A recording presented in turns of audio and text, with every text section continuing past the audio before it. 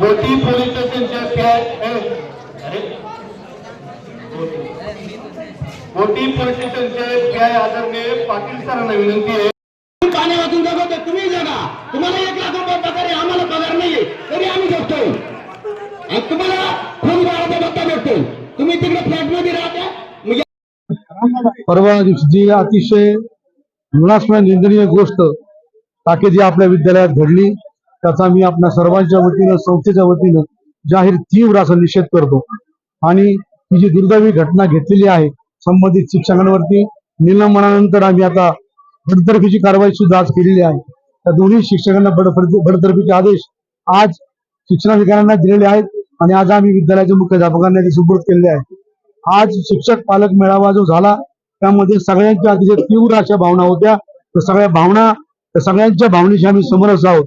ज्या ज्या सूचना या मेळाव्यामध्ये झाल्या सगळ्या सूचनांचं तंतोतंत पालन संस्थेच्या वतीने केलं जाईल. मुलीच्या शिक्षणाची संपूर्ण जबाबदारी संस्थेने घेतलेली आहे. आर्थिक मदतही आम्ही जाहीर केलेली आहे.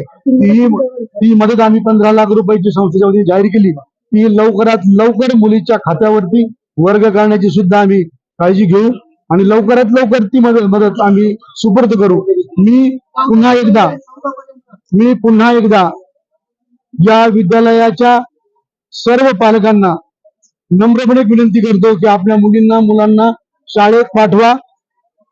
जी काय यापुढे आपल्याला सगळी काळजी घ्यायची ती सगळ्यांच्या सल्लामसलतीने आता शिंदे सरांनी पण ज्या ज्या सूचना मांडल्यात त्या सगळ्या सूचनांचं पालन करून या पुढील कालखंडामध्ये आपल्या सगळ्यांच्या सहकार्याने आपल्या विद्यालयाचं देशामध्ये नव्हे सगळीकडे नाव आहे. जे नाव आपलं होतं पूर्ववत नाव आपल्याला मिळवण्यासाठी सर्वत्र प्रयत्न आम्ही आमच्यापर्यंत करू. मी पुन्हा एकदा सगळ्या पालकांची दिलगिरी व्यक्त करतो, सगळ्यांची माफी मागतो. जे कोणी शिक्षक यामध्ये दोषी आढळतील ज्यांच्या सगळ्यांवरती कारवाई केली जाईल. कोणालाही पाठीची संस्था घालणार नाही हे या निमित्ताने मी सांगतो. आणि पुन्हा एकदा पालकांना आवाहन करतो झालेल्या घटनेचा जी काय तीव्र पडसाद आपल्या सगळ्यांच्या तीच भावना आमच्या सगळ्यांची आहे.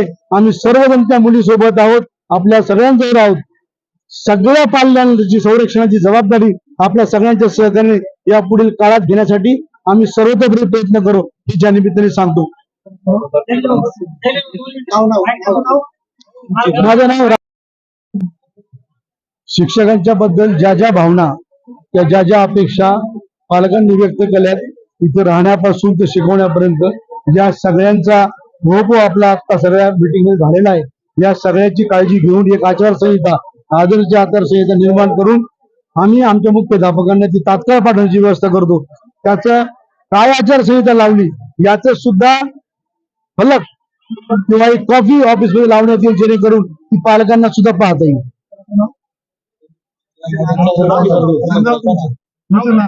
राजेंद्र नलगे, अध्यक्ष भारत सर्व सेवा संघ.